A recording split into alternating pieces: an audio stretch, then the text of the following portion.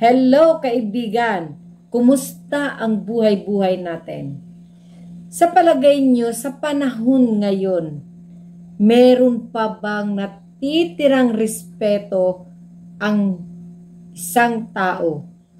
Or may mga respeto pa ba sa panahon ngayon? Kasi parang unti-unting nawala or unti-unting nabawasan ang respeto sa bawat isa. Yan ang isa-isahin natin ngayon, yung tungkol sa respeto. Pero syempre, bago yan, kung hindi ka pa subscribe sa channel ni Mama Cherry, huwag kalimutan, i-click ang notification bell sa baba para updated ka sa lahat ng videos ni Mama Cherry.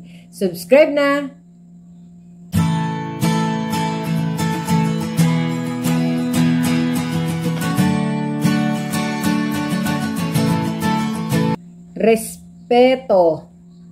Respeto, napakahalaga nito sa buhay ng tao ang respeto.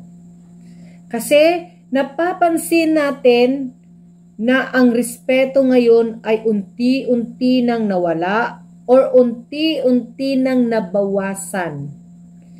Kasi napapansin ko lang lalo na sa mga bagong henerasyon, etong mga tinatawag natin na mga kaugalian ng mga Pilipino. Mga kaugalian na pagtawag, isa yan sa sign ng respeto. Yung kagaya ng pagsasabi ng po at opo. Yung mga ganyang salita o yung mga ganyang kaugalian, isa yan sa sign ng respeto.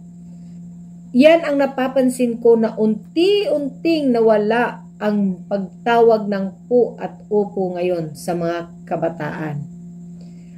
At ito pa yung isa, unti-unti rin nating napapansin na iilan na lang sa mga kabataan ngayon ang nagmamano.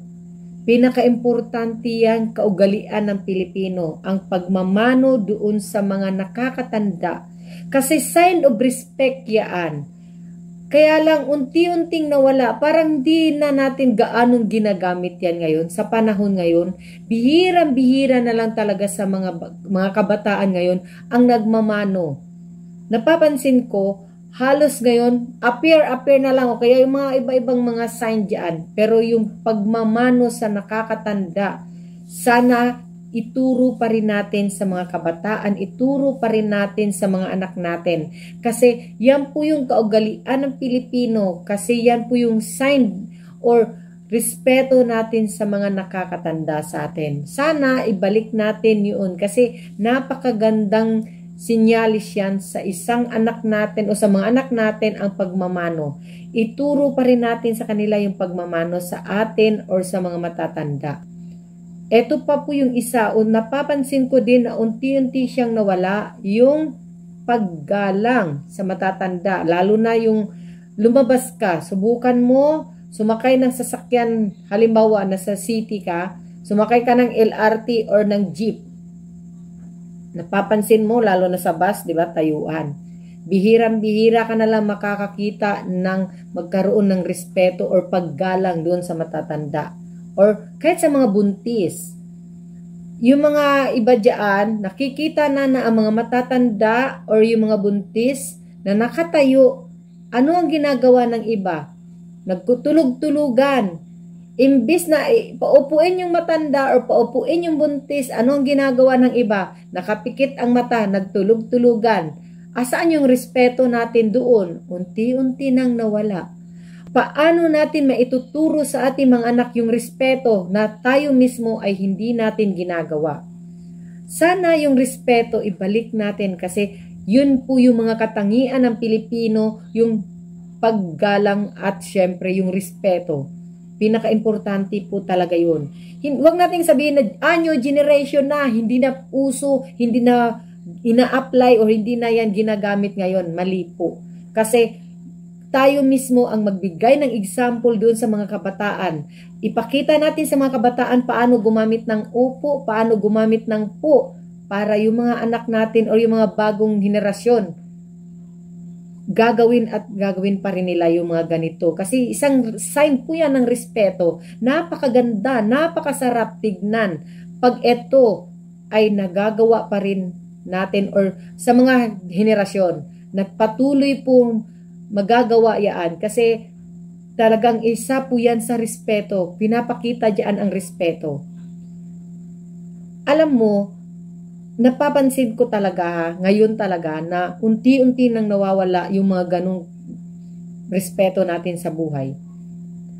Ito pa yung isa, lalo na sa mga kabataan ngayon, mahilig nang sumagot sa mga nakakatanda. Asaan yung respeto? Unti-unti nang nawala. Unti-unti nang nawala kasi dati hindi mo pwedeng sasagot-sagutin diyan yung mga matatanda. Bawal kang sumagot kasi mas matanda yan, may edad yan. Pero ngayon, yung mga kabataan, Diyos ko, kung pwede nga lang, itsupera ka pa dyan. Kaya ituro natin, tayo mga nakakatanda or tayo mga magulang, ituro pa rin natin sa mga kabataan yung ganong kultura. Kasi yun po yung pinakamahalaga. Yun po yung respeto na maipapamana natin sa ating mga anak. Na sana mananatili yung ganito, na yung paggagamit ng po, opo, at syempre yung pagmamano. Pinaka-importante. Kasi kung tayo mismo na hindi natin nagagawa yan, paano pa yung mga kabataan, di ba? So, tayo mismo i-apply natin para ipakita natin sa mga kabataan na yung ganitong gawain nananatili siya. Kasi yun po yung pinaka-importante. Isa po yung kaugalian ng Pilipino, yung pagrespeto sa mga nakakatanda at paggalang. Hindi lang po doon natitigil yung respeto sa matatanda at saka paggalang. Ito pa yung isang respeto sa kapwa-tao. Kasi yung iba dyan, bato-bato sa langit, ito na naman si Mama Cherry, bato-bato sa langit, ang matamaan wag magagalit. Pero marami dyan. Nakapagtapos sa magandang paaralan, ang ganda ng trabaho, pero pagdating sa ugali, nawala yung respeto. Respeto doon sa mga kasamahan, halimbawa sa trabaho. Kasi boss ako. Sino ikaw? Empleyado lang kita. Dapat po mananatili pa din ang respeto natin bilang tao. Kasi ang pakikipagkapwa-tao napaka-importante po. Marami talaga diyan, yung respeto nagagamit po natin yan parate. Dapat hindi natin yan iiwanan sa bahay. Dapat kahit saan tayo magpunta, dapat gamit natin or dapat mananatili ang respeto natin sa kapwa natin. Pinaka-importante, pinakamahalaga, yung respeto sa kapwa. Ito pa yung iba. Hindi ibig sabihin na mahal mo na siya, pero aanhin mo yung pagmamahal sa iyong karelasyon or sa iyong kapamilya kung wala kang respeto. So, ang respeto, ginagamit po yan. Walang pinipiling tao. Lahat po yan, pangkalahatan. Dapat gamitin natin yan, hindi lang sa sarili, kung hindi sa lahat. Paano tayo rirespetuhin ng tao kung tayo mismo ay hindi tayo marunong rumispeto? So, para respetuhin tayo ng tao, dapat manggagaling sa atin yung pagre-respeto. Kaya ngayon yung sinasabi kong pagiging kapwa-tao, mananatili yung respeto natin. Hindi ibig sabihin na ang respeto sa bahay lang or sa pamilya or sa anak, kung hindi po para po sa lahat. May respeto po tayo sa lahat. Kasi ang respeto, yun po yung para walang gulo, para iwas at masaya ang lahat. Kasi bawat isa meron tayong respeto sa bawat isa. Kung halimbawa makatagpo ka ng taong walang respeto, kung halimbawa magkaroon ka ng kaibigan or kakilala na walang respeto, umiwas na lang tayo. Huwag na lang po natin siyang patulan.